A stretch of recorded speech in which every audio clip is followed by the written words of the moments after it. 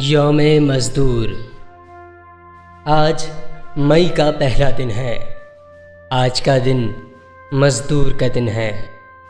ज़ुल्म व सितम के मद्दे मुकाबिल हौसला-ए जमहूर का दिन है। आज का दिन है इल्म व हुनर का, फ़िक्र व अमल की फ़तह व ज़फ़र का।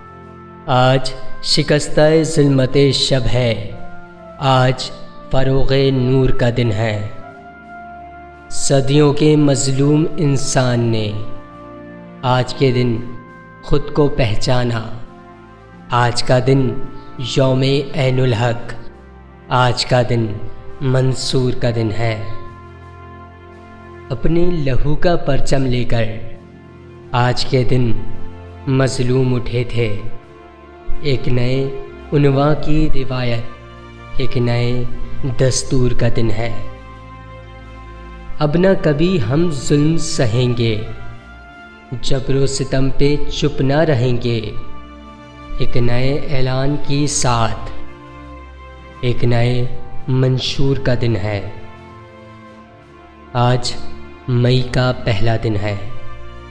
आज का दिन मज़दूर का दिन है। यौमे मज़दूर।